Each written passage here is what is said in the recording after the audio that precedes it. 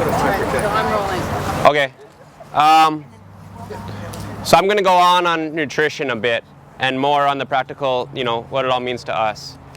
And I don't project all that well, so if you can't hear me, let me know. I'll do my best.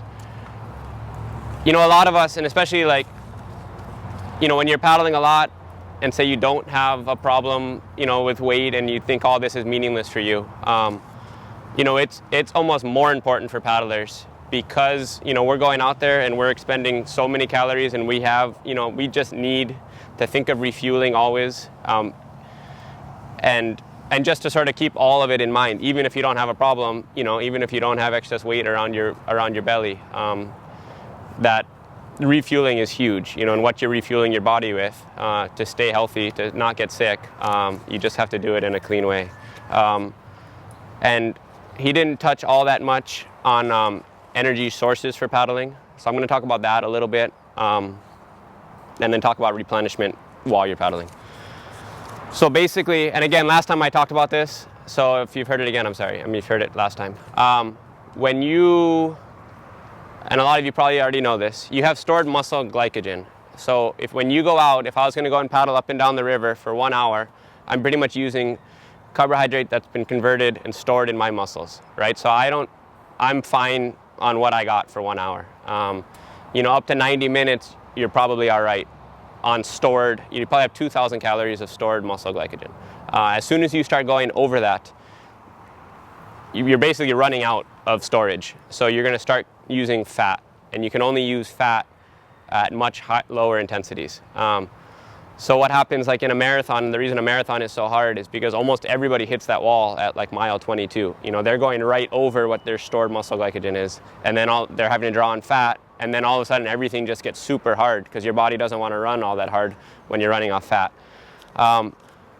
So two things about that. One is refueling when you're out there is critical because then you can take in some carbohydrate to boost that. To last, guys will do 24-hour races. And also training, that you can train your body to be more efficient and you can train your body to work off fat at a higher intensity. So, sorry. All of my notes are on my phone, so I'm going to have to refer to my phone often. It's not because I'm looking things up on the internet. It's because my printer didn't work, so I had to do it on my phone. But, and I just want to make sure I go through everything, and I'll say it as quickly as I can. But basically, I'm going to talk about the training part after and how you can train your body to metabolize fat better.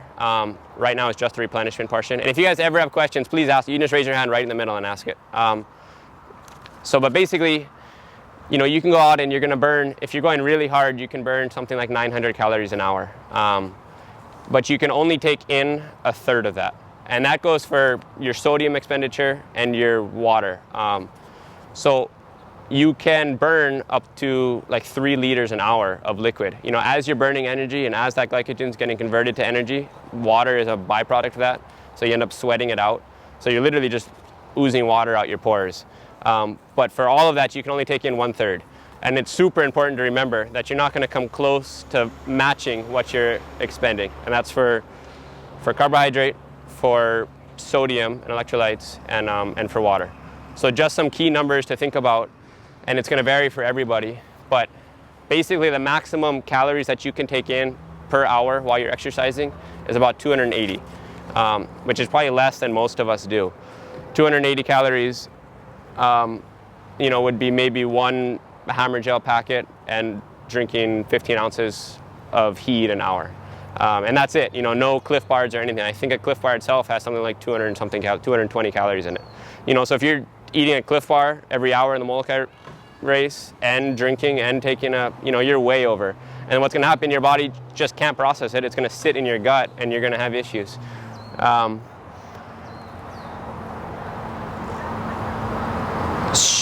And that number, actually, 280 is the very high. That's probably for an athlete on the heavier side in hotter conditions. A lighter athlete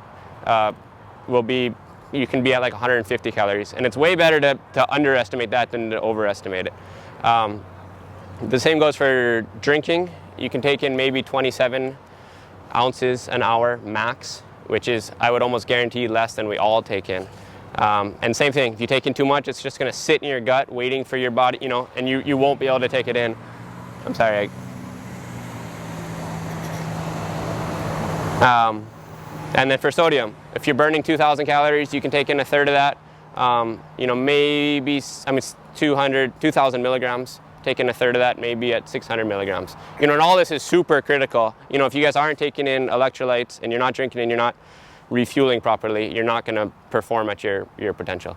And again, this is for things over 90 minutes. Under 90 minutes, you're basically all right with what you got stored inside of you, except for liquid. You should probably bring some in. Yes? What is sodium? Oh, I'm sorry. You can take, if you're taking Endurolites, which is the most common one, it's like 4 pills an hour, which I think ends up being somewhere around 600 milligrams. But sodium, probably more than all the others, varies hugely depending on who you are, and how your size. The bigger you are, the more water you're going to secrete and the more sodium you're going to need to take in. So that's while you're out there. Beforehand, you do have your body has the ability to store. You can carbo load, which we all know and love, where your body's going to sort of super store maybe more than 2,000 calories of stored glycogen, which is going to boost you a little bit. So again, if you're doing a race over 90 minutes, it's really important to carbo load, but you can't water load. Before the Molokai, you see everybody sitting and drinking water all day long. If anything, that's bad for you. You're urinating out your electrolytes. You're going to start the next day very, very low on sodium, and you're going to cramp probably really quickly. And then you're going to try and start drinking more to compensate, or eating and trying to figure it out, and your race is done. So you can't store water. When you are carbo loading, every, I think, gram of carbohydrate needs 3 grams of water. So you are going to gain some weight and take in a little bit of extra water, but it's minimal. You're not going to sit there drinking water all day long and expect to store that water. So you're only going to drink a little bit more to stay hydrated, to be able to store those extra calories, and that's it. So and the only reason I'm pushing hard on these is because I feel like it's something that almost everybody does wrong. There's almost not a person out there who's doesn't have a water bottle in their hand all day long before the race. So just think about, you want to stay hydrated, but overhydration is a bigger issue. Yes? So how much per pound or weight, would you recommend in water the day before a big race like that? They have, you can go online and find some equations, and I didn't, basically I just do it so that my urine would have a slight yellow color to it. Like if you can be borderline clear to yellow, strong yellow would be bad. Totally clear and urinating every 40 minutes is terrible. I think you can be clear, but like don't be urinating twice as much as you normally urinate. And that said, proper hydration throughout the day is so critical also. So whatever you're doing before the race, you want to do throughout your life, every day. And especially because, when you're out there and you're getting hot, the hotter you get, the slower your body can metabolize all this. So you're just working less efficiently. The chain reactions aren't happening, or the chemical reactions. So it's really, really, really important to cool yourself with cold water, and splashing yourself as much as possible, all of that. So that is before, during, and after.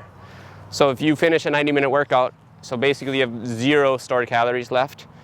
If you don't immediately try and replenish that, you're going to go and work out the next day, with maybe 1,000 stored calories. So maybe you got 45 minutes before you end up bonking.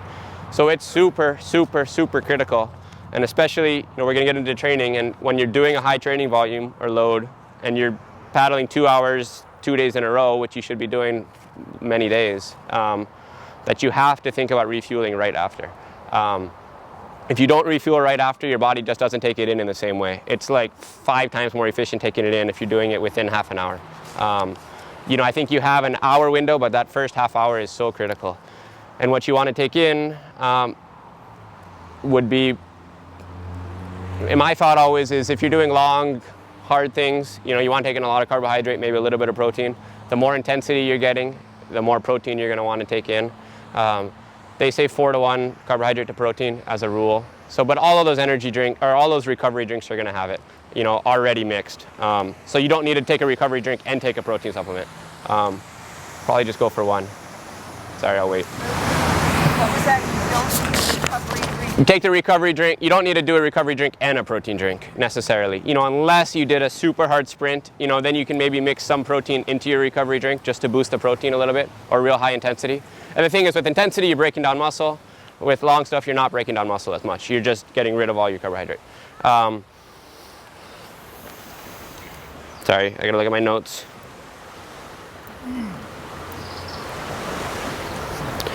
Two other good things to know. One, when you go over 90 minutes, you're also going to start using some protein. Something like 10 to 15% of your energy is going to come from protein. So if you're not taking that protein in, the only way for your body to get that protein is to leach it from your muscles.